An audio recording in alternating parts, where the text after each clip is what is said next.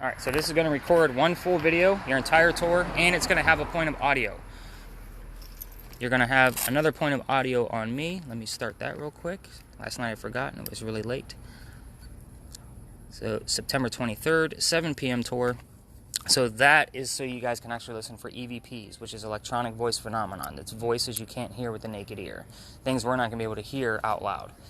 You can also, because it stays on me, you can also just listen to it for the stories and based on where we were around town. I use it for the EVPs and point of reference because not everything is going to be synced up in time. So I know which order I went in with things based on the recording. And this way I know, oh, this was 2 minutes before the spirit box. So I need to check that area, so forth and so on. So what the heck does this guy do? You guys can see me in the camera. Make sure I'm not going to get run over. So I should be orange, red, yellow, right? Those are your hot colors. Okay, so it's set up to white hot. So yellow is next to white. So it's white, yellow, red, orange. Then it goes into the blues and greens. So the blues and greens around me are obviously much cooler. But when you take me out of the picture, it's going to fluctuate based on whatever's inside the screen. So I'll go ahead and bring it back down to me again so you guys can see it fluctuate. Back up again. It's going to change again. So what are we looking for here? We're looking for those blue spots and or black areas that are going to be intelligently moving. So I'm trying to think of who this is actually going to go to.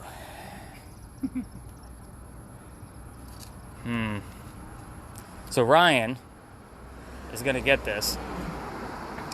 And he's going to be looking for anything with a white outline that's actually moving. So if I actually had shorts on, my legs would be red and orange. So if a blue spot came moving across my orange legs, we now know we have something intelligent. We can't see it with the naked eye, and this does not see in 3D. It only sees heat signatures.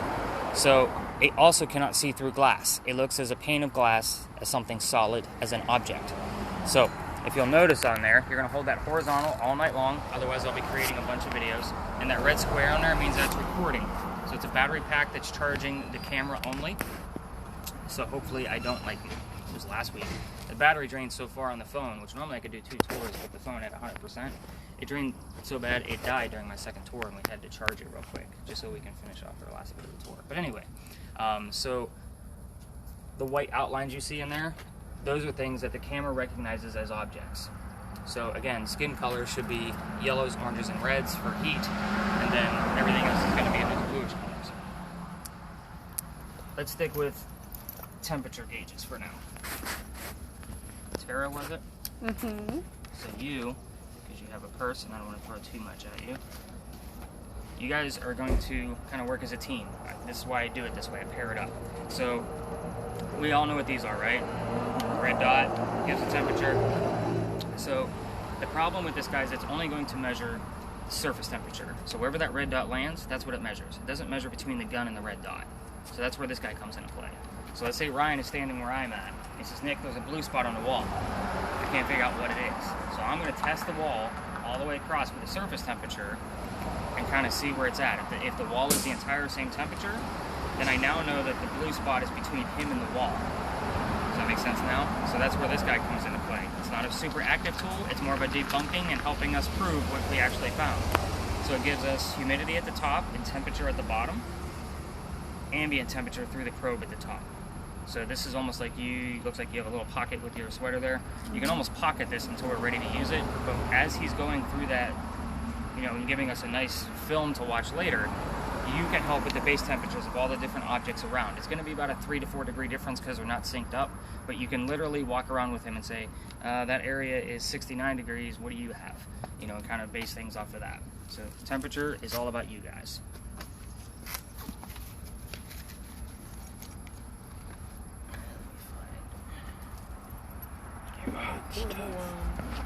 So you guys are going to get that full video back from the thermal imaging camera.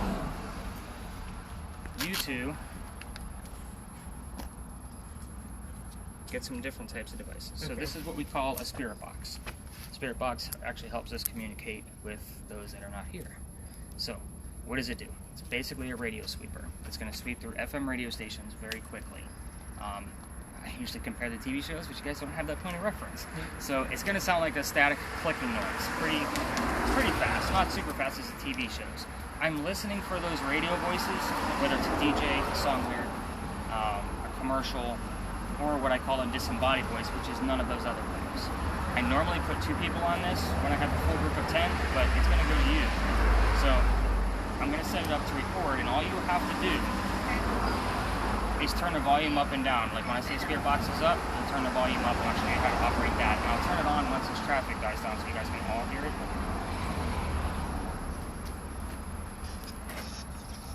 Yeah.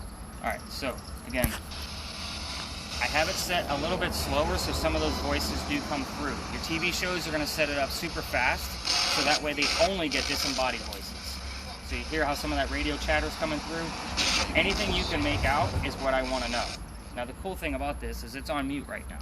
It's still recording all of those radio sweeps.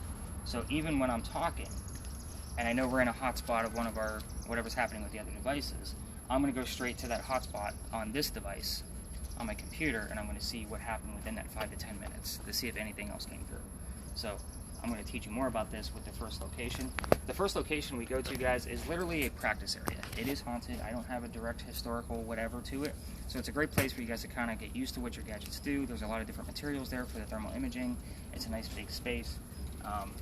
It's literally a practice area. And I'm going to bounce around with each one of you so that way, and we're not done yet. Don't worry, you're getting stuff too. He's looking like, man, I'm bored. But it's literally where you guys get to ask me questions one-on-one, if something, how to use those different types of devices. So.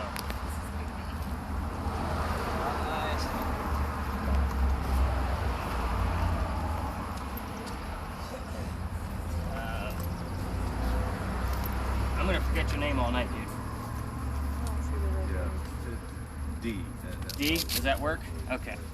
So D is actually going to be our first indicator that something is actually happening around us. This is an EMF meter.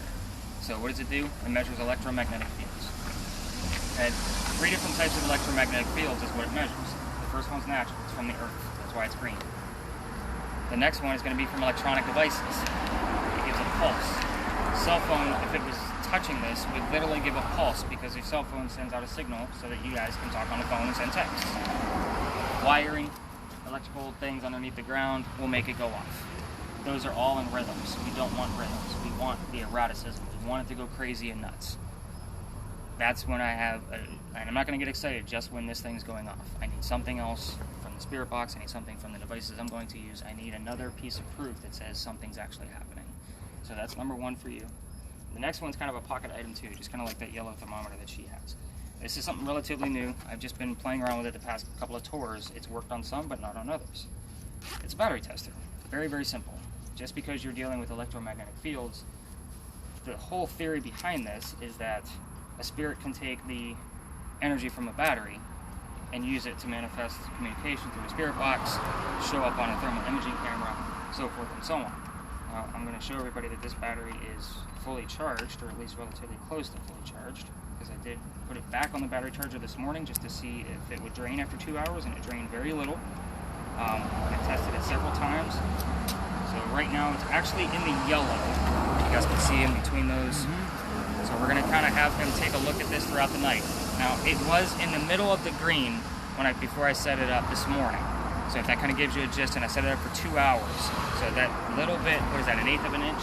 So you can see that it's in the yellow right now. I would expect it goes down maybe another 1/8 of an inch. If it goes to the halfway point of that red or lower, we probably had somebody draining this, especially with the high EMFs that he's going to have, if we have actually anything. So I cannot guarantee that any of your devices are going to go off or do anything. However, I've yet to have a tour in a year's time that didn't have something. So even the smallest bit, I get excited about when I look at it as a collector. Now, just to add to everything, I don't think that other dude and his girlfriend are coming. They would have been here by now. Good thing we started when we did. I have a backup EMF in case his battery drains. So it does happen, which is why I started this whole battery drain test, because that particular EMF, it takes a 9-volt battery. It takes a lot to drain one of those batteries. It really does. So if something drains during the tour and it dies out, I have more, but in a pinch I can pull out another one. I also use 2 different types of spirit boxes on my phone. So the first one uses the same FM signals that Ashley's is using. Sorry, I'm horrible with names, guys. I talked to over 100 people a day, so if I call you guys by the wrong name, I'm so sorry. But it's going to give us words right there in the center of the screen, which is nice about a small group, is I can show you guys quickly. It's going to save those words in a list, okay? We don't need this list. This is from last night. We're going to clear them out. We're going to start you guys off fresh. 80% of this is bullshit. It doesn't mean anything. It's meant to be a game or a hoax, okay? It's the other 20% There's the first word I get. I just said bullshit. Literally, 80% of this is bullshit. It's meant to be a game and a hoax for kind of college kid type mentality.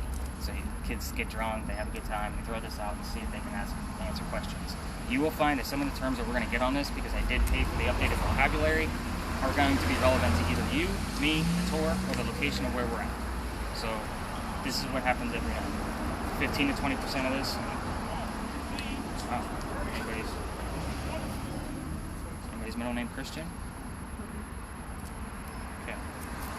I will try to relate something to almost every word. If I look at something, I'm like, yeah, okay, but you know it's part of that 80%. But the last one that I use is a reverse spirit box. What it does is it literally has a recording of words said backwards.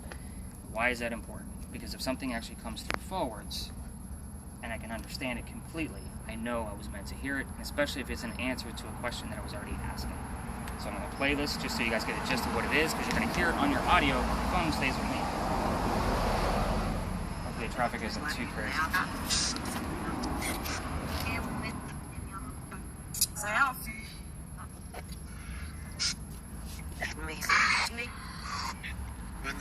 So again, if something comes through on that, I know we actually have something. Now I'm going to play, now this is probably the best EVP I've ever heard, especially through this app.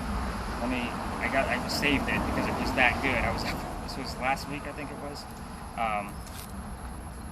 I was actually talking about a woman from England. You guys are going to learn about her later. But we had 3 pieces of the devices actually talking in a full sentence. So what you're going to hear is baked beans breakfast coming out of this. And it's from the recording of that particular night.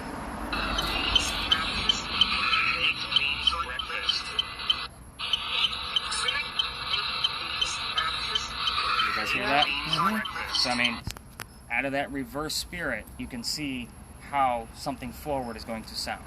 I actually need to say that in an easier place to get to, because I'm going to be using that a lot. That's really, really strong. So what happened with that specifically was when I went through that spirit box the next morning, that next recording, I heard, "I'll fix you." And then on the digital, like with the words, the word list, I had the word tea. And all of those 3 things were within like a 2 to 3 minute time frame. So I had "I'll fix you," baked beans breakfast, and tea, which would be baked beans breakfast is a thing.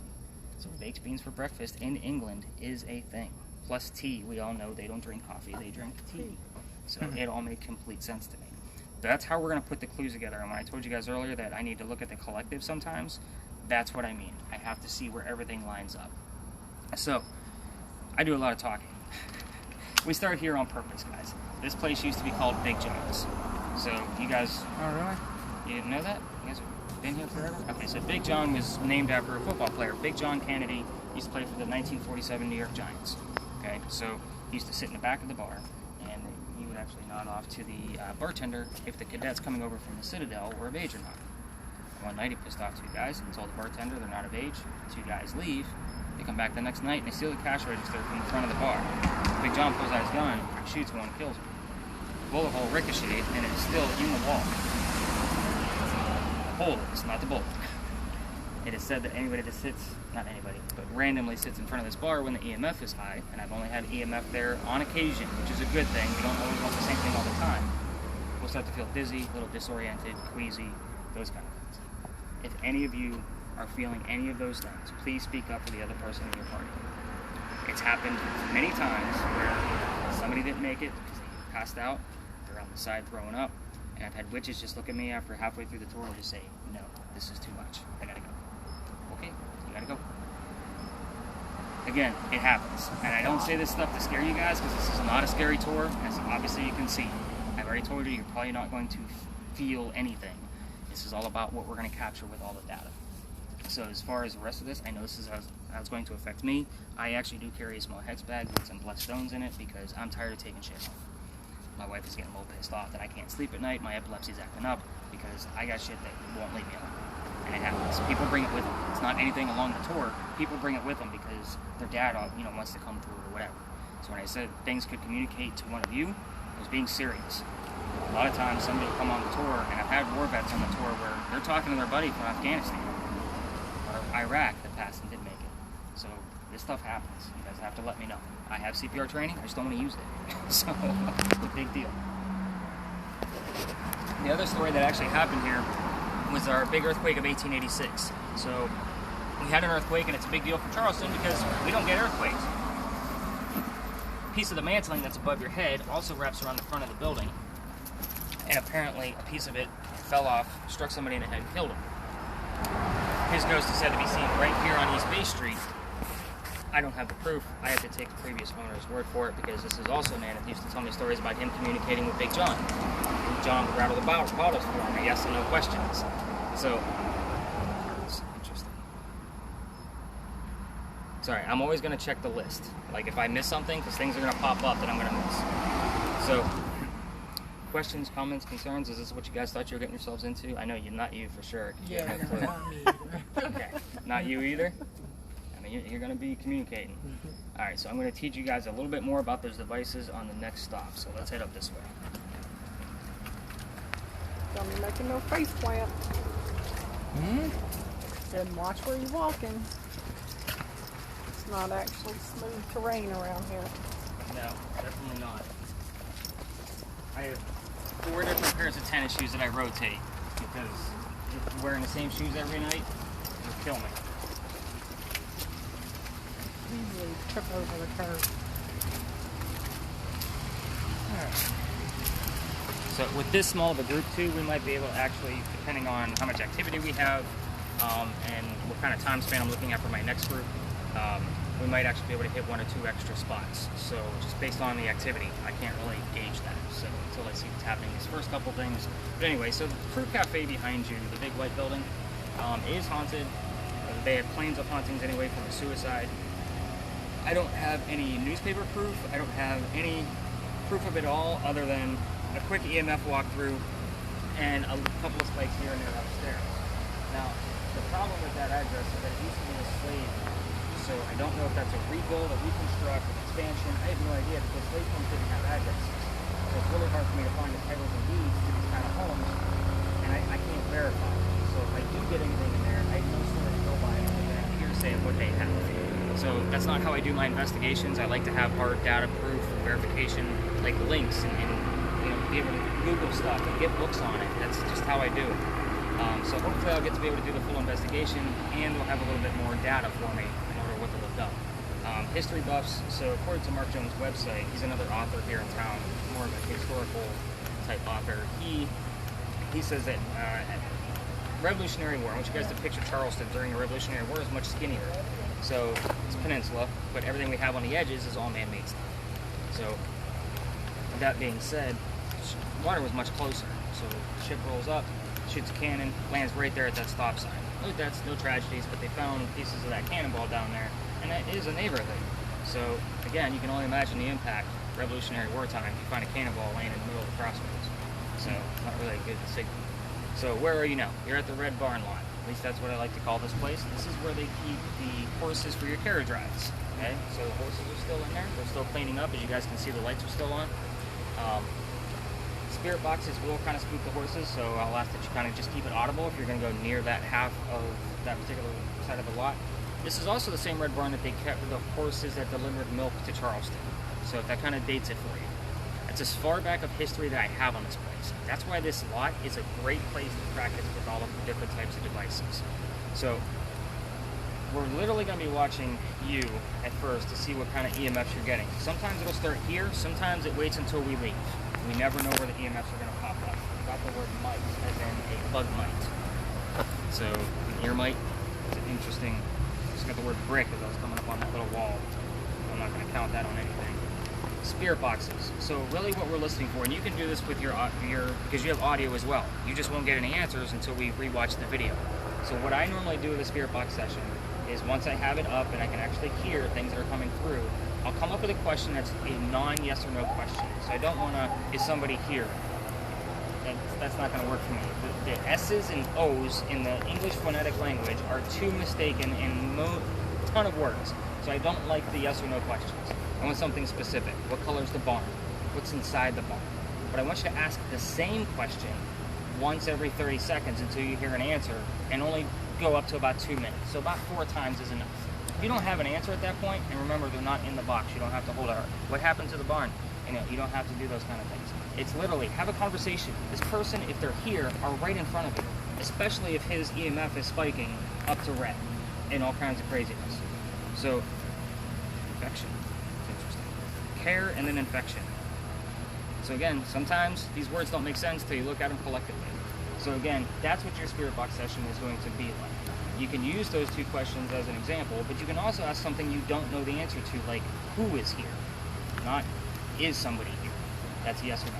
So again, you can do the same thing if you want to. Some people feel silly doing it because they're not getting an answer directly right away. They have to wait the next day. But you'd be surprised at some of the videos that I watch, and people, they're having whole conversations, private conversations, I might add. And it's kind of like, okay, guys, I might need to mute this part. Let me just turn the volume down. So, I think it's going to run. I would say it moved quite a bit already. Yeah, it did. Yeah. That's pretty. It's already down halfway to the red. Oh, wow. Yeah. So that's a quick drain, but that's weird because we also didn't get any EMF spikes. So I almost want to take that battery from you and give you a fresh one. Let's see. Because again, this morning, I put one in there, that one, for 2 hours, and it didn't move much at all. Oh, that's what you do. Hmm? That's how you get it. Trigger it? Stay away from it. They're redundant. Because what's going to happen? Somebody here really won't know. You have some smart ass those doors. It's got to be on. So what are you doing with that? So should this be on now? You can go ahead and turn it on, and you guys can go ahead and start walking. So Ryan, nice slow sweeps out of you on the camera. Give us a nice video to watch. It will pixelate and calibrate if you move too fast. It's going to calibrate anyway. But I want to make sure it's not going to pixelate on us too much.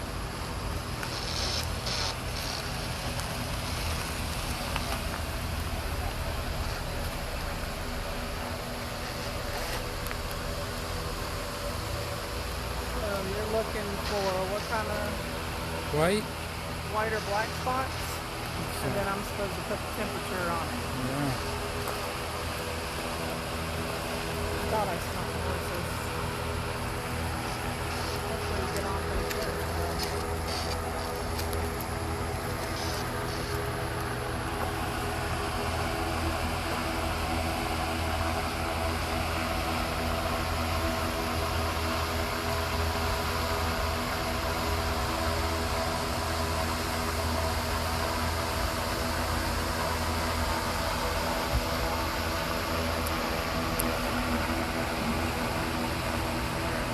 You have lasers, and I usually say keep them out of the windows of the barn. We all seem to be pretty responsible here. I'm not watching the kids. So now when he's doing that, so I'm doing this at what time? So When you we literally- see white or black? Not necessarily. You could be doing it all the while. So you can like get a temperature read on the metal. That way Okay. he can kind of see what's So on what his. is yours? 69 and 6. So that's the temperature there? Yep. And he said it was good for 3 to 4 degrees. So you have a ton of different types of material in here. You have asphalt, you have metal, you have wood and brick over there. You have another different style of brick. You have wood shingles at the top. You have all different types of material in here. That's why this is such a great place to learn about thermodynamics. So again, when you're holding that dry, you're going to hold it for a good 2 to 3 seconds just to make sure it's going to calibrate properly. So you're at 71. That was a good time limit. So I'm at before you just kind of shot it 73. real quick. Yeah. So what do you have? 73. Okay, so again, I get excited with a 10-degree temperature drop. So if you start to see things drop. Now you can also see thermodynamics in reverse. So what does that mean? So let's say you're panning around our area, wherever we are, and right in between us you happen to notice that the ground is warming up really fast. Like you have 80 degrees, 81, 82, and it's happening that quick, 83, and it's starting to grow.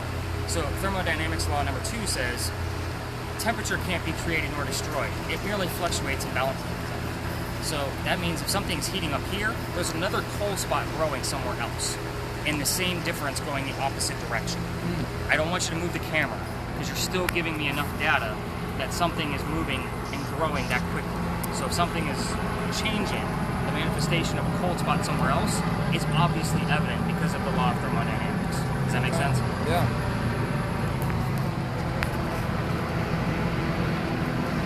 There's a lake there. Right there. So let's go over here. So I can do the wood right there.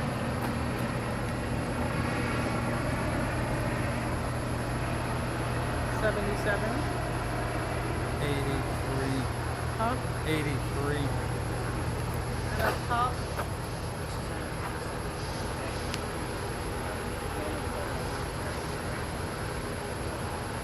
$78. That's 85, but if you go right above the thing, it goes down to 77. On the wood. So that's way hotter than above. But it's the red. Up top. Up top is down to 77. On 72. And then down below that, the hot spot is hard to see. Yeah. 80 something. 78. for So that's me. way hotter. 5 degrees different.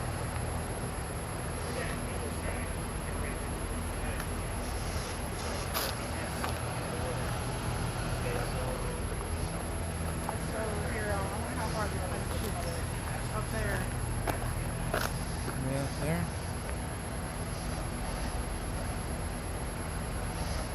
I can't see it. 70. About 75. Oh, that one? Hold on.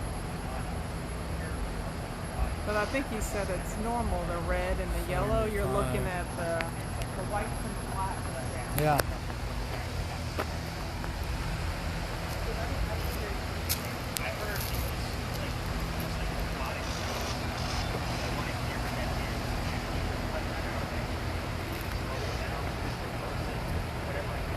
You don't see any whites or black.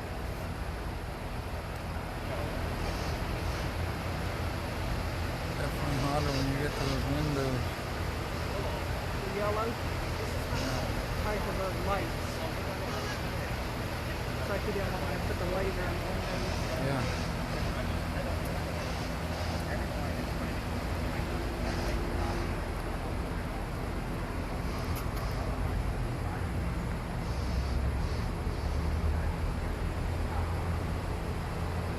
Quite interesting, I might say. You see some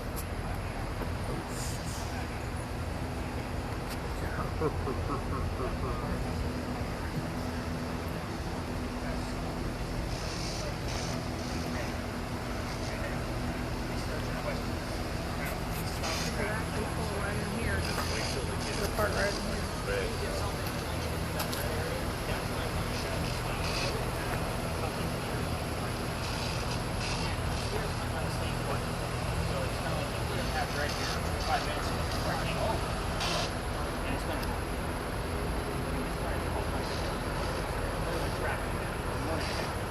tired. We're gonna spend like another 5 minutes in here. I'm gonna do a quick little thing on my session on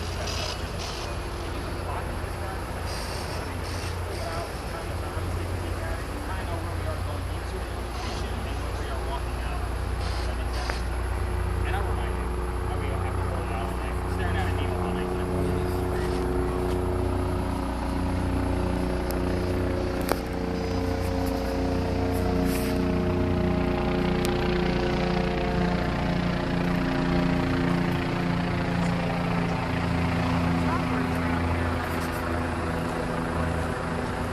Life flight.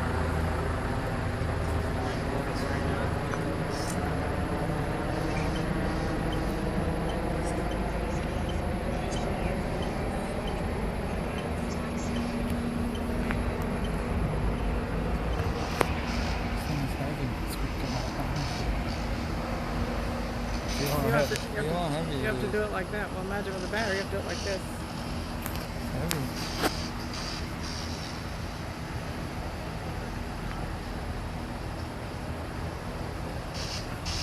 Another hour. That hour holding. You guys just testing it. Testing.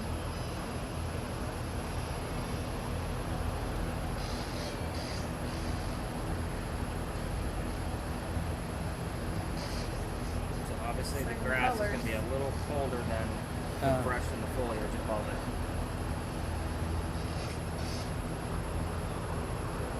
Just wondering why you guys like the camera pointed this way. This is one of the, so last week, this has only happened 4 times where I've actually had to say we gotta go now. And multiple points that were leading me to say I'm getting you guys out. That particular area, 3 out of those 4 times is where it grew from. Oh, right here? That's why I was like, what are they pointing out?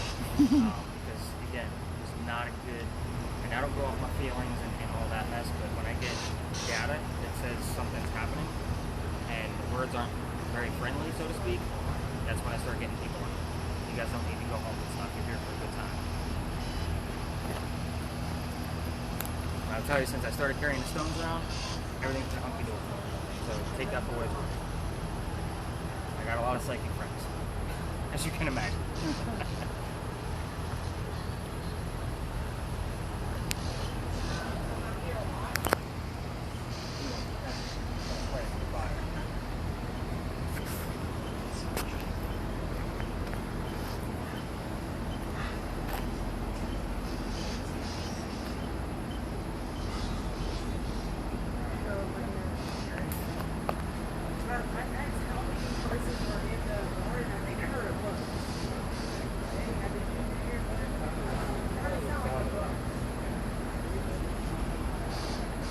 Yeah.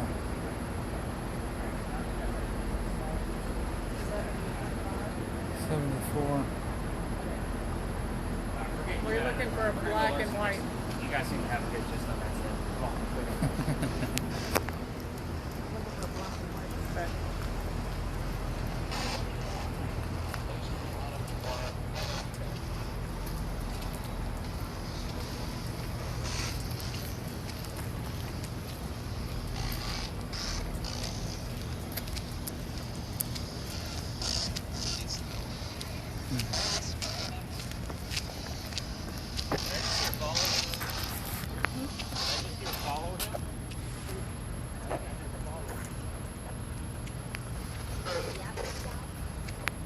They're following. They're right.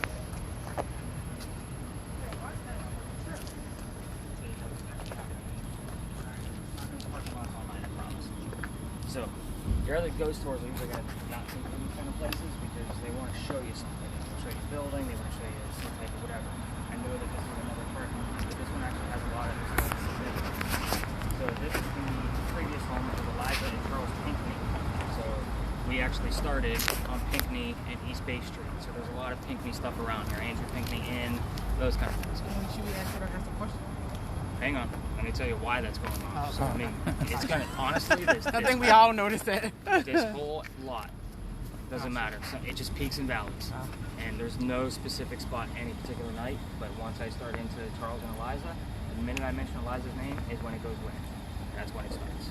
So Charles and Eliza had a son named Charles. So there's the second one, and then there's a nephew named Charles. The son and the nephew were signers of our Constitution. Obviously, the son was raised here. So a big deal for Charleston, right? They were representatives of South Carolina. Now, I don't care about politics. I don't give a shit. So we're going to talk about Eliza. Sorry if my language can be a little harsh, guys, but some of this stuff I feel like, you know, this is pretty loose. But anyway, so Eliza married Charles so that way she could stay here in the United States. She's from England. Remember your baked bean breakfast EVP I played? This is where it all came from. So she was from England. Her dad was dying. He thought he was, well, he was sick and thought he was dying, and he wanted all his kids home. And Eliza didn't want to go. She didn't think he was dying, so she wanted to stay here in the United States. So she got married and became a citizen. That's how that went down. Now, Dad got better, and he started sending her over gifts from England. And one of those gifts happened to be the indigo plant, because Eliza was a botanist. You guys have been driving around town. You guys live here. You guys see the word indigo all over the place. This is the reason why. So it started right here. So lined up with that blue dumpster, all the way down here was Eliza's garden. The mansion would have been in the front, and then the servant quarters would have been back here. So, that being said, Eliza was not only the person who started that cash crop that saved Charleston after the rice plantations went downhill, she was also the businesswoman that sold it overseas. So she kind of used her dad as a channel. We're talking colonial times, 1760s. no such thing as a businesswoman. It didn't exist. So this is a pretty big deal. A couple things you guys can ask Eliza, and you're definitely going to be learning a lot more about thermodynamics in this particular lot. Oh, good deal. So, go ahead and turn around for me, do a full 360, and hold your EMF up like you're going to take a selfie with it. The light blinking in the background will pulse normally within 2 video frames of the EMF, if it's pulsing at all. So, it's actually pretty close to me. Yeah. So again, See it pulse? that light, it wasn't pulsing at all last night. I only had a 9 o'clock tour, and it wasn't even on, if that kind of gives you the gist. So again, just kind of shows we're probably going to actually capture quite a bit here. So a couple things you can ask Eliza on your spirit box. There's a lot of different questions you can ask, and you guys can figure out what you want to ask first. But again, same question until you get an answer. First, you can ask what happens to the mansion. That's pretty easy. Eliza had 4 kids. Only one of them was a daughter. Trying to find out what the name of the daughter was. It's a 3-syllable name. It's helicopter. You guys notice that happened? Yeah.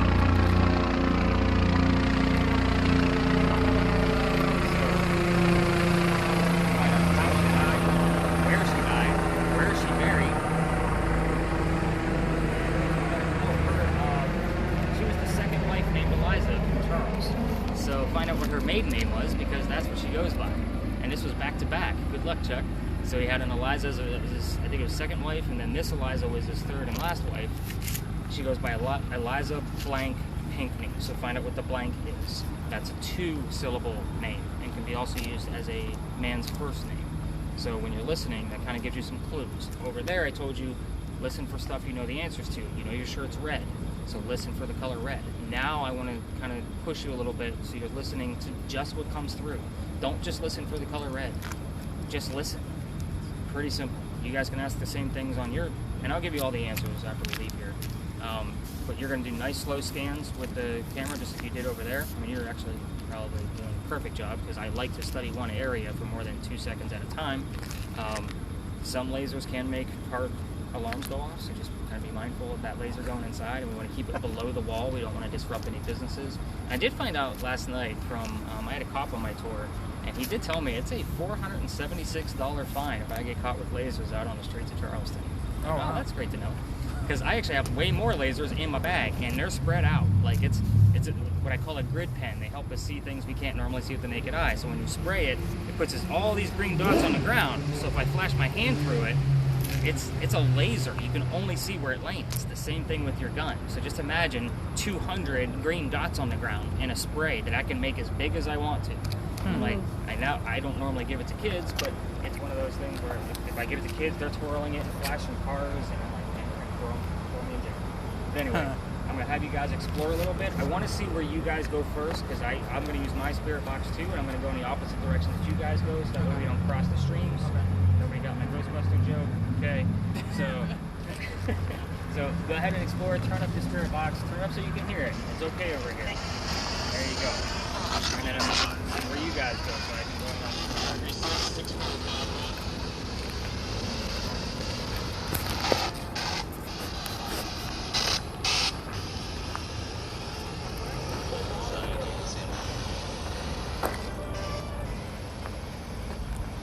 Maybe turn down just a smidge. There you go. It smells good.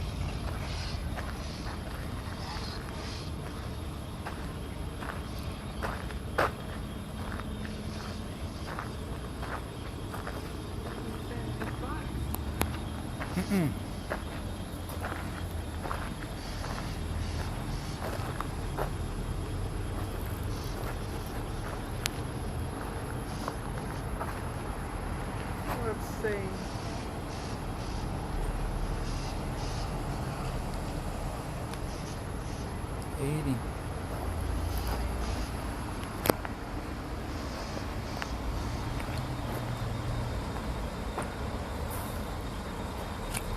Over under the Hugh. go up some. Hmm? Up there. No, that's the thing coming out of the roof. There. No, I was thinking about that. That's a heat spot. Some flashing going on over there by the window, 69. church window. It's about 4 degrees heavier, I think.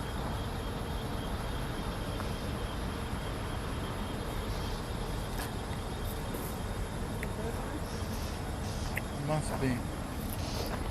I go look where the dumpster is over here. I actually look this way where there's no cars. It's a giant laser.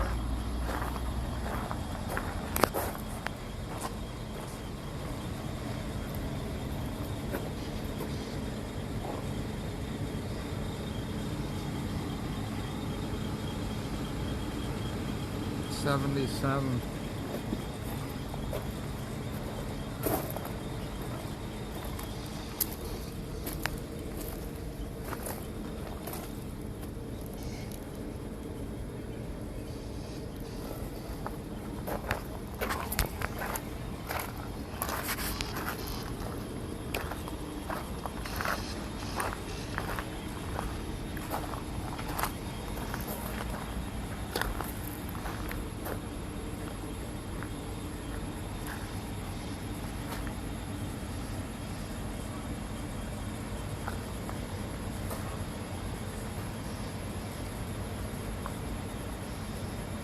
What's that?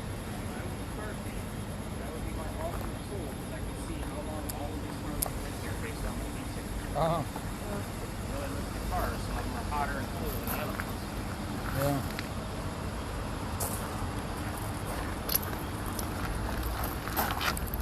It's pretty nifty. Mm-hmm. Close corner.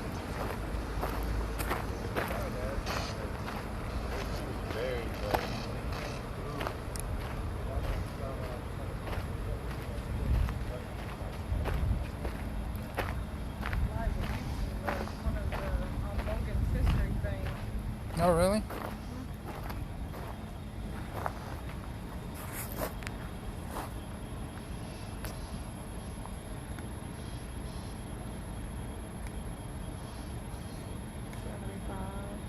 Right there.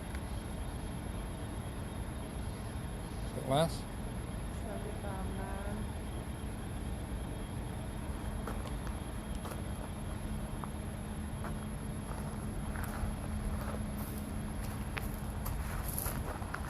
So these are actually Smells good.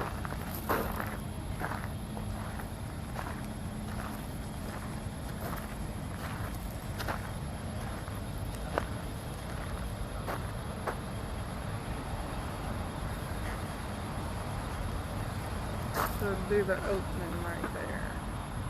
So that would have been the entrance to the 77. 77. 78. Entrance to the home.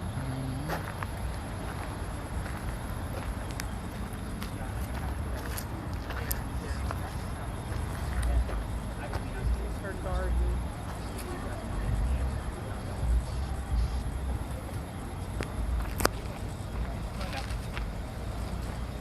So what I just explained to them is that I could ask a question. This is the reason why I use so many communication devices all in one group.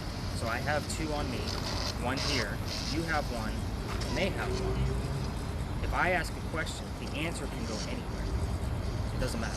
And I do that on purpose because I don't tell them certain questions that I might ask, and I usually ask something related to how many people are in my group or, you know, how old am I, something very specific. So that way, if the number 4 comes up over there, she looks at me and says, why did I just hear the number 4? Oh. See where I'm going? So a lot of times, it's just weird because if I have, in the month October comes up a lot in this location because Eliza's husband Charles was born in October and died in October. So one night I'm asking Eliza, do you have Charles with you tonight? Because I just didn't get that Eliza vibe out of the words that were coming through. Like, is Charles here? And then they're like, we think we heard October. And that was my clue. Okay, it's Charles is here. That's the person I need to correct it. What is with the I can't tell. It's like a plane. But seriously. Flying into the hospital. And you know, the In and kids, out. hear about that? Where at? Right here. Oh, really? Oh, yeah, at the market. Yeah, it started at the market and ended here. So the footage is that blue dumpster. So if you go back and watch the footage, it was here. That's all I was like, that was 2 weeks ago. So I was like, great. Hopefully nothing's gonna go down tonight. But anyway, the parents and a bunch of groups trying to get these kids out of juvie right now went up and did a big press conference. So I was kind of like, I wonder what the hell's gonna happen tonight. But what just kills me is this was a black on black crime, and they're making it seem to be these kids want to be entrepreneurs. They're 13 or 14. They don't know what the hell they want, and they want to try to reform them. So it's raising a little bit of an uproar. So I was kind of like, Yeah, because the kids were at the market, weren't they? And then right, one was riding by on a bicycle. right. They were like in between the two, like in between the blocks. Yeah, and then it ended up down here, and this is where they ended up fighting the guy. He had to defend himself. And we were talking to a grown man. He's a freelance reporter. You know, just trying to make a point. Because he just made a smart comment that why aren't those kids in school? It was a weekend. And the kids were out riding their bikes downtown. But anyway, so I'm going to catch up with them one more. They're probably on their hybrid week, whereas Yeah, they're probably people supposed to be in at virtual home. school, right? yeah, at home you're working on your own while everybody else is sitting in class.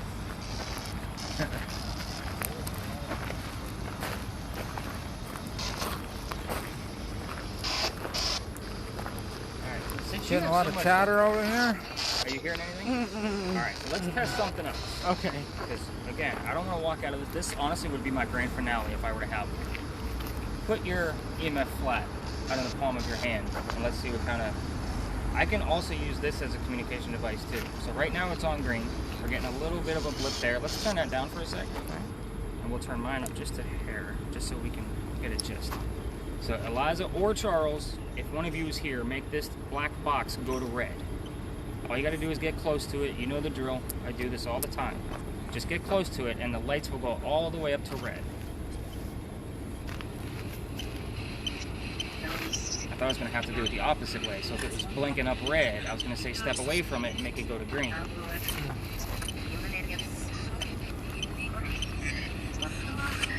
Eliza or Charles, make this black box go to red. Just got to get closer to it. Just touch it.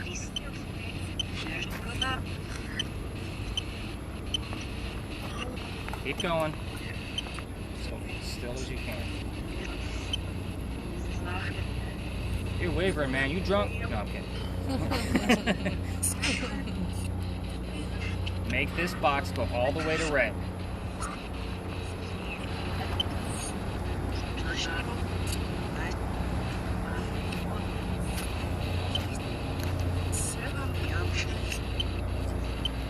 You gotta get closer. Go to red.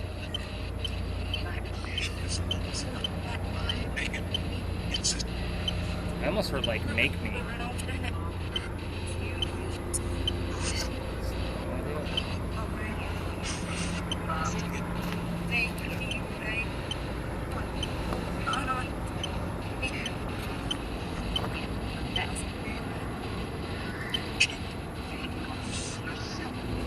I'm not getting anything.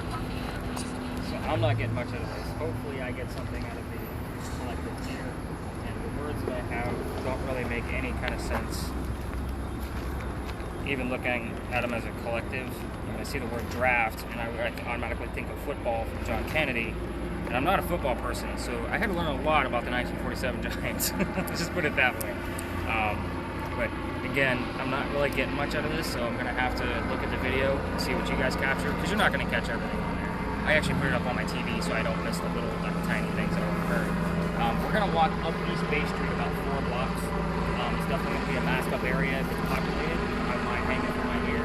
I'm a smoker, that's one loophole I can get from getting kind of wearing the damn mask all the time.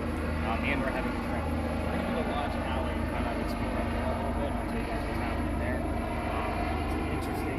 Not many tours go up there. And we actually ran into another tour down there last night at the same time. Which I was like, Lodge wow. Alley Inn. Next to Lodge Alley. So that's what Lodge Alley Inn is named after. Oh, you are? Okay. So We stayed there a few times. anything happen there? Because I've only heard technically false reports. I don't know. Maybe I'm never going to stay there again. Maybe you should. I stayed there probably 2 to 3 times. Like Sometimes you've been down here. Yeah. Daddy knows. Daddy knows. So I usually tell people Daddy because knows. the hotels down here won't give me a free night to check out their haunting. Don't get me wrong. I mean, I make money from this. I make money from the blog, but I'm not going to pay for a room to highlight somebody's haunting claim that they use to advertise with. You want the full haunting claim? I'll boost you up, but I'm not going to pay for it. I'm going to get paid myself. So hopefully during the slow season, I'm going to try again in January to try something like Lodge Alley Inn, Meeting Place Inn. Like there's probably a good 10 hotels down here that all have a haunting claim, but can't prove any of them because I haven't been there to do the investigation. They all the clerks want to tell me their stories, but none of them want to let me stay there. It's kind of like, I'll bring the shit in, you know, just let me stay at night. Just give me the room that you think is haunted. So anyway, let's take up the street and see if we can capture it. We can keep listening on the road if you want to. I'm listening for names, so tell me what kind of names you hear. Absolutely no lasers on the street. I don't need a $500 fine this week. No laser, huh? No lasers. Somebody thinks it's the gun. Right. So would you actually use a blue-green in the city that you live in? Yeah, we have. There's one on King Street too. Yeah. Yep, a little short getaway from the kids. And How old are the kids? now they're older, but 15 to 17 17. now. This is back. The one on King Street right there.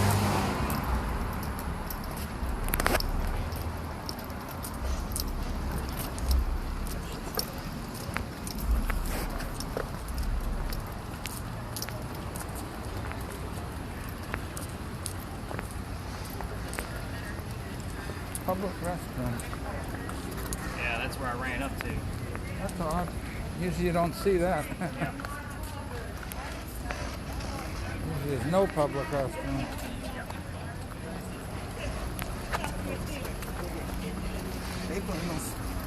It's not a very pleasant experience. I'll tell you that. Because it's the only public restroom around.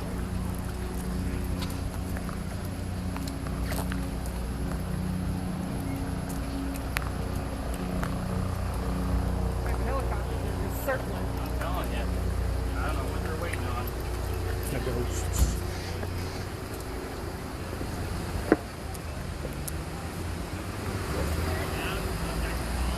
United States Custom House. Is that actually in business? I don't know. We did that tour with John down here. We walked all the way from the Battery. We ended up, we had lunch right there on the street. Oh. I think they were like 6th grade then. The long walk. I would tell you there's normally nobody on the steps of the customs house. I don't know if somebody's waiting on a gathering over there. That is normally empty.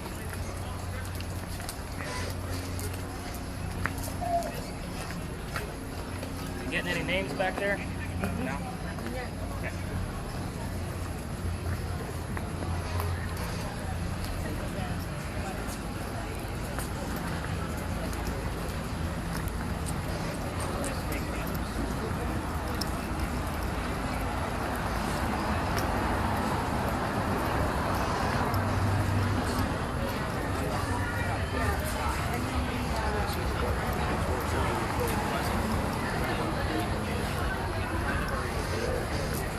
You already got his feedback from them.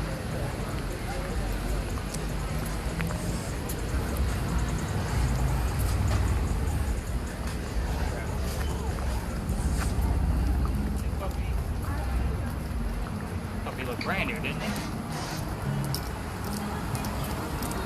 Sorry, I'm a dog. I got too many dachshunds.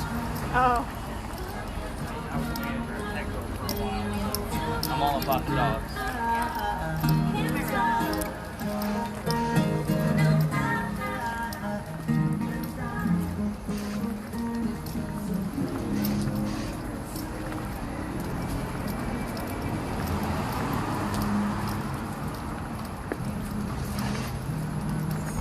You guys want to go home? Huh? Did you guys want to go home? All right.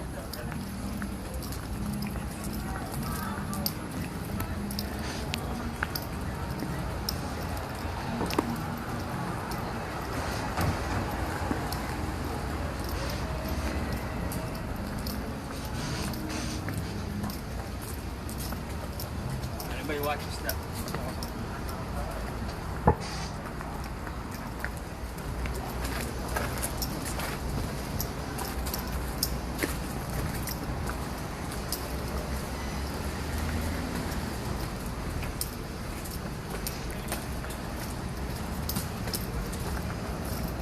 What happened in place? What's that? Oh, the restaurant?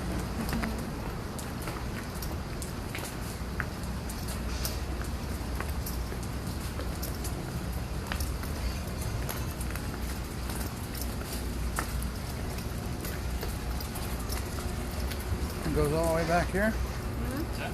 Goes all the way back there? Yes, there's Bob Jones. Big place. Yeah. Yeah. Cool. Watch that. See? Good place to stop. You alright? Yeah. Good thing everybody's got comfortable shoes. Cut that off for a minute. Did you hear anything on the way here? Okay, so I'm really going to have to deep dive into the spirit box item and give you guys a couple of like examples. So I normally give like 3 to 5. I'll throw in a couple extra just so you guys can hear the different types of voices that I listen for. Just because she's having a hard time hearing it, which is perfectly normal. So again, about 50% of the people that I give that to have a hard time listening to it. So until they actually have a few examples to actually go to and listen for. So you guys are standing in Lodge Alley. This is Lodge Alley Inn, as you guys already know. They have a blue green here, so Oh, okay. yeah, they know this one's pretty well. Have you guys ever come through here? No. Did you even know it was here? Uh-uh. Nope, didn't know. No, we Went out always the go back. through that way and go out the back way that way. Yeah. Yep. So this is actually what this was named after, obviously. This used to be one of the earliest streets of Charleston. So Oh, wow. again, Peninsula was much skinnier, so the water is down that way. And during low tide, this was probably not a very pleasant place to be living, especially because these were like shacks down here. So the two buildings that you see weren't here. I want to say that this one is around 1850 to 1860, maybe 1870 based on the brickwork. I don't know the exact dates, but there are pictures of this place and drawings taken from up there of people out on their porches, out on their stoops. There was a couple of like police happenings that happened here, like there was arguments, and it actually made police reports back in those days. Why I say I wanted names is because I have the full resident list of everybody who's ever lived here. I have their jobs, I have their full names, and it kind of helps when I get the same name here several times. I can tell you what name I normally hear. Them helicopters hailing. The name Benjamin pops up here a lot. Benjamin lived here in 1801. Sometimes I'll get the name John that accompanies that name Benjamin in the same night, and we have a John and a Benjamin that lived here in 1801. So, so it just, I don't find that coincidence. I know John is a very common name, but I don't get a whole lot of names as you guys have seen so far. So when I have two that show up in the same location, it makes me deep dive a little bit. This is also where the Masons used to be. So before this was a neighborhood, before 1790, the Masons would come down here on a hot, sticky night, suits up, suspenders on, and do business. So this is a pretty important street for Charleston. A lot of people don't know it's here. A lot of people kind of overlook it as they walk down East Bay Street because it is so skinny. And as you can see, there's no other tours here. There's very few that actually will walk through here unless you're taking an alley tour. But I do like to listen for names. I have caught weird anomalies here with the thermal imaging camera, and I do carry a digital camera with me too for when I have a full group of 10. So one scared teenager, I have to teach her what a shoot and point digital camera is, and then she's usually my picture taker, and we're able to line things up. So it just depends. It's only happened once or twice, but the names are consistent. So I probably see those names about once a month, consistent. So it's pretty solid evidence for me. Again, I don't talk about the hotel claims of hauntings, but this one in particular actually says they have apparitions in there, and that there are some random cool spots that don't make any sense based on the air conditioning units. So again, I don't have any ties to Charleston with this, and I don't think they do either. I just think they don't live once in a while. So again, until I'm in there, I can't really make that assumption that it's right or wrong. So I'm not going to say either way, but I think you can tell by my tone how I feel about it. Not getting any other words here, so we are going to walk to the end of this alley, and we're going to be in a quick neighborhood, as you guys already know. We're going to go directly across the street. So go ahead and listen until we get to the end of this alley. Once we're in the neighborhood, kind of line out. So am I still listening for names? Listen for whatever you hear.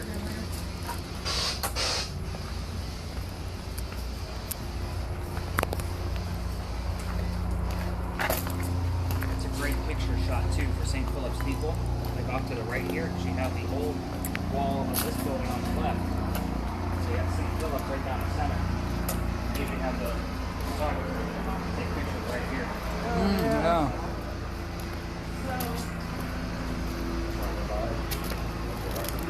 When you hear it? 95. And I just got the word proposed.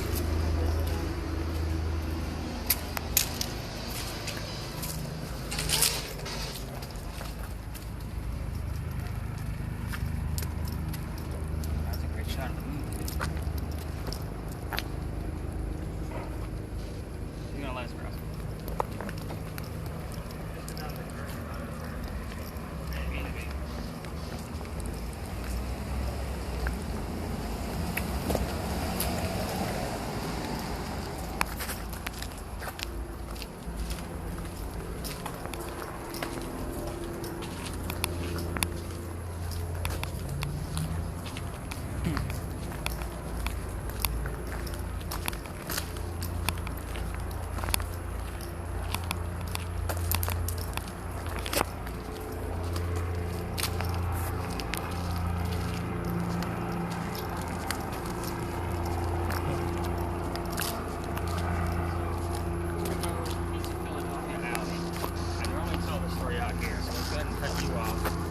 I tell the story out here just because that's a very high popular tourist spot, so I don't like to be interrupted by the tours that like to cut through. So in the event that another one comes this way, we'll actually just move behind me. It's just weird, there's a lot of cars here sitting on there isn't any. So they're either working late. I think somebody actually lives in there. Like, I don't know. But anyway, so the story, this used to be called Jeweller's Alley. Do you guys know this story? This is pretty popular. So it's one of the legends of Charleston. It used to be called Jeweller's Alley, like take 20 paces, turn and shoot kind of duels. It's now Philadelphia Alley. We had to name it after a city that, I didn't give you the answers to the Eliza Pinkley. Just Philadelphia reminded me of that. So Eliza died of breast cancer at the age of 70 in Philadelphia while doing business, and that's also where she's buried. Now, you guys heard the words under construction when you guys asked where she was buried, so maybe they're actually doing work on that cemetery. I'll actually have to look into that. It actually would make sense if they're actually doing work on a cemetery. For example, St. Philip's is closed right now, so they can work on some of the headstones. So they just clean them up, make sure you can still read everything, and get them visible. That would make perfect sense. Her maiden name was Lucas, and her daughter's name was Harriet.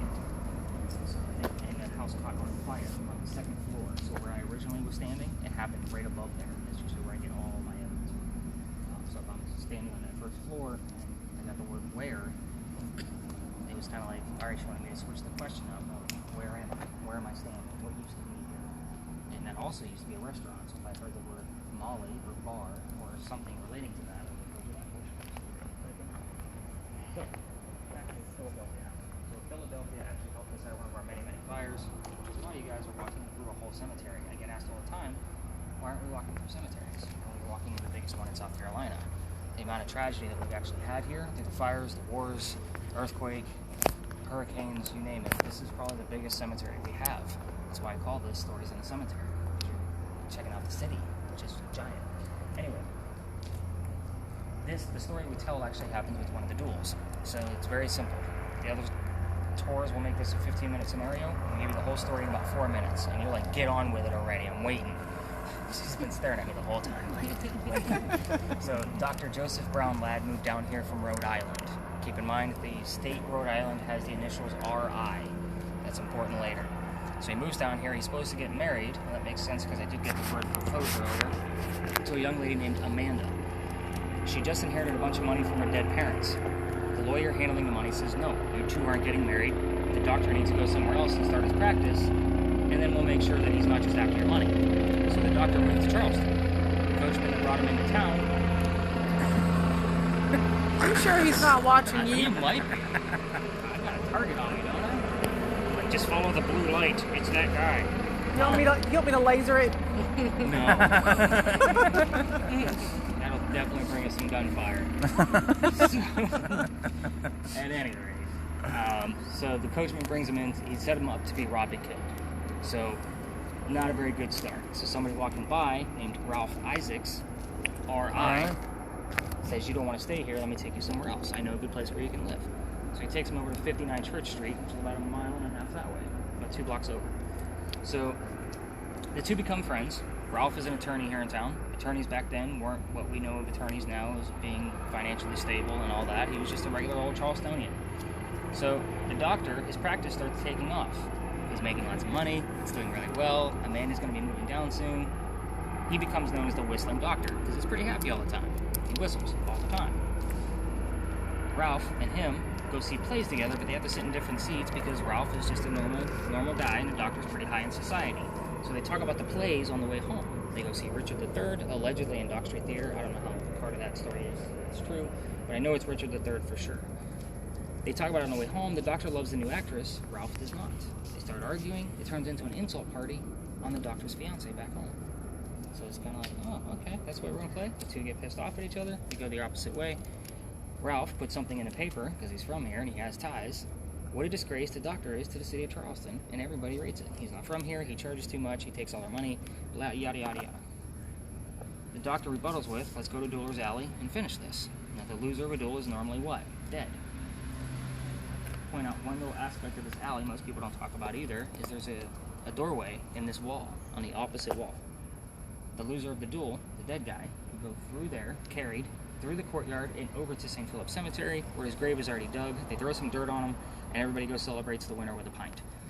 So, here's what happened with the doctor and Ralph. They take their 20 paces, they turn, the doctor points his gun in the air, and he shoots. He did not want to kill his friend. He's willing to forgive, he's willing to see that everything was stupid, and they just let bygones be bygones. However, Ralph said, nope, took 2 shots below the knees. Ralph drops. He's not dead.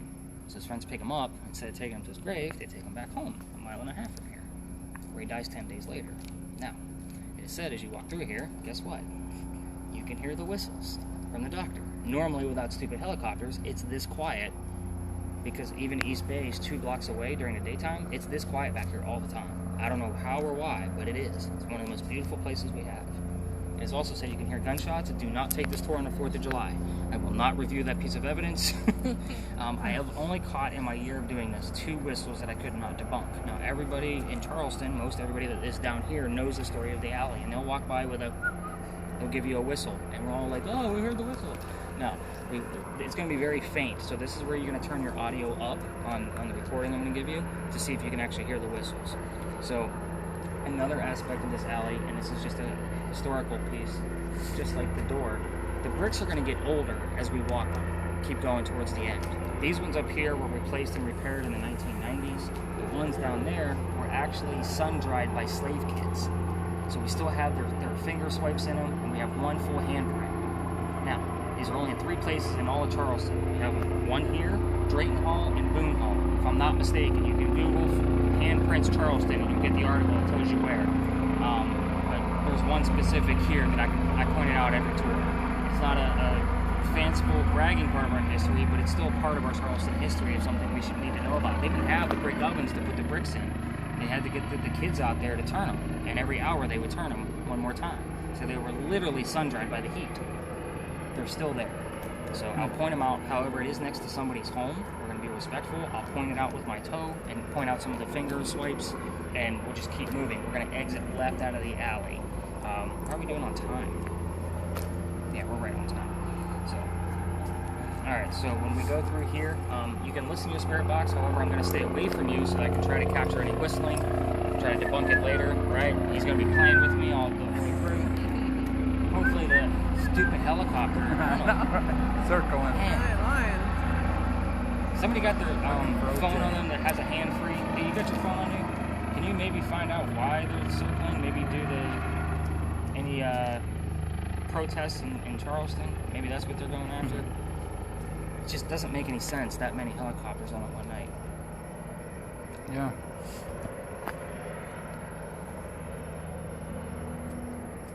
Got anything? Yeah, it's like they're circling. Yeah, he's turning and circling around. Well, Marion Square is Why also are all the helicopters in downtown Charleston? that way. And Marion Square is usually where they start, or they start over at the customs house.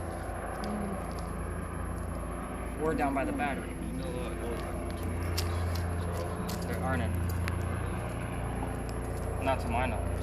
Not like this. The only time I see helicopters like this is when there's trouble. He is circling, circling, circling. All the city helicopters.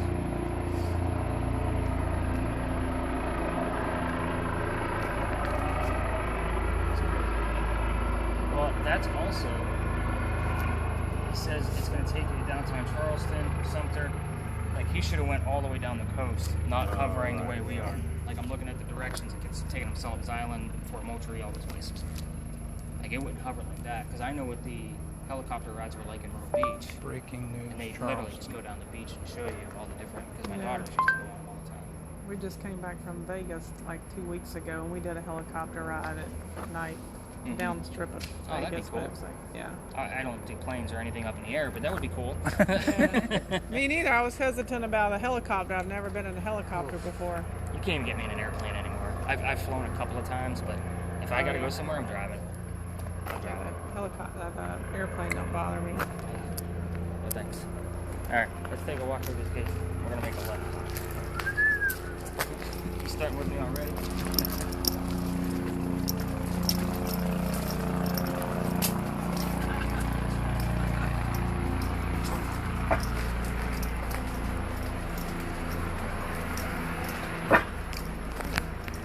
Scare moms out.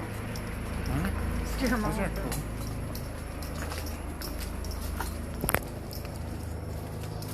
Banana plants. That ain't no banana.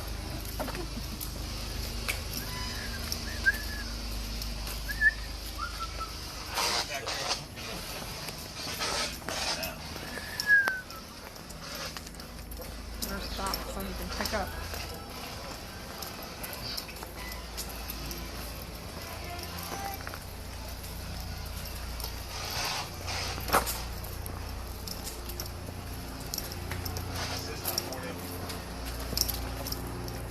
What is that?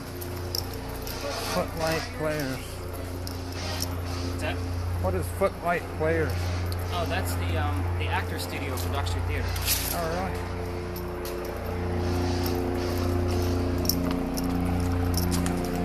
They go other places too, but that's their main venue.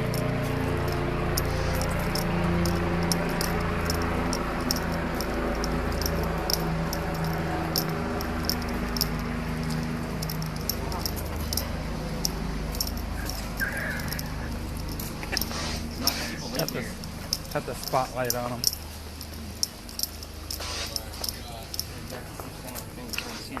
This is where they pretty much start. Yeah, let's cut that spirit box because people live here and they can probably hear it through the window. Some more there. Definitely some finger swipes there.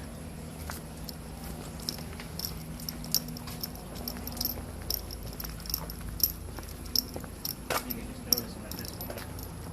They're all over. The handprints at the very end. These are probably the most definitive fingerprints we have. And handprints. Hmm.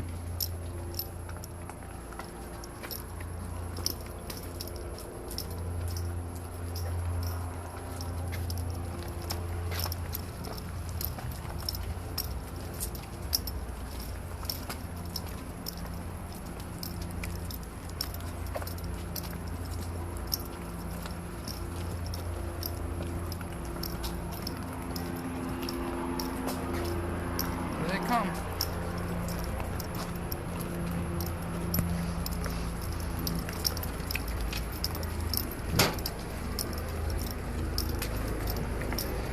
Right. How much that is.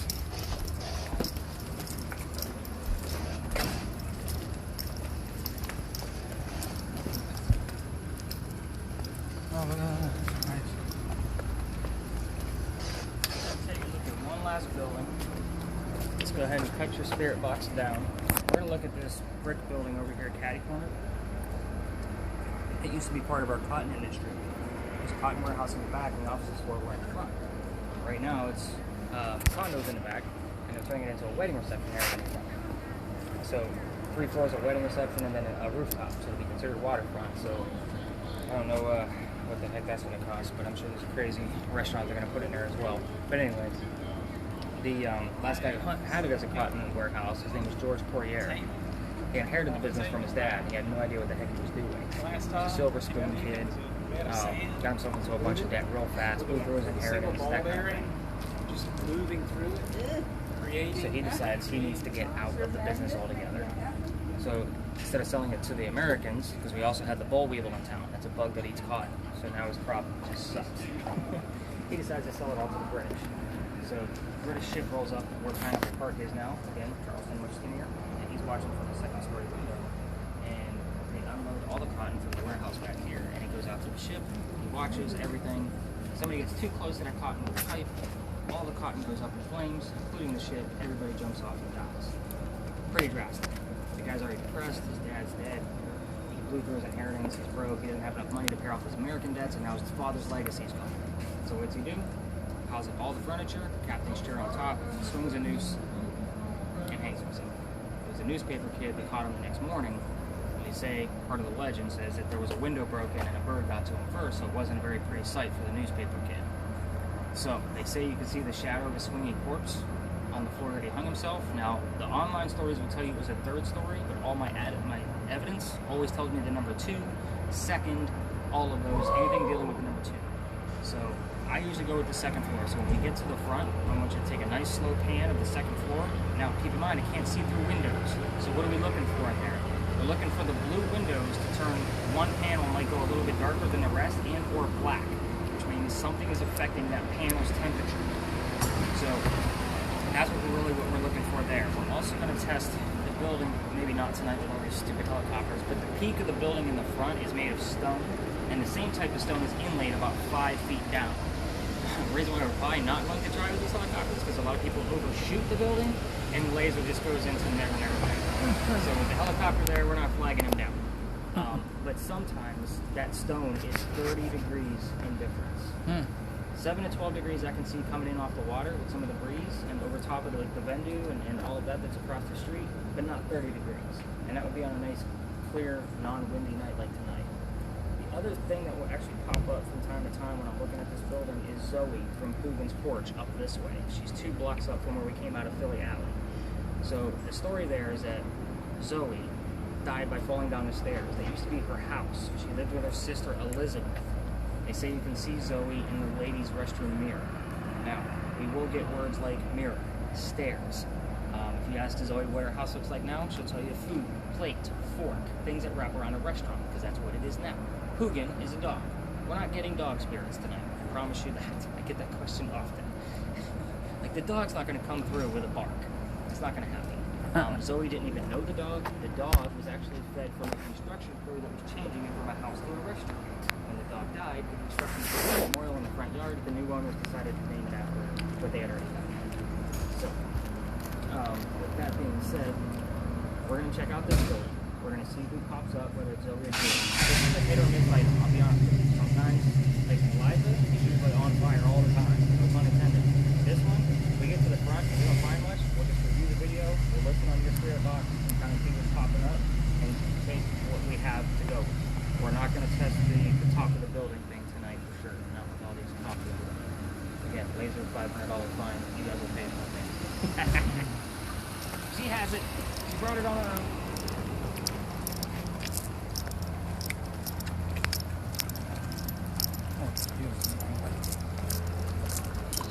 A lot of art places.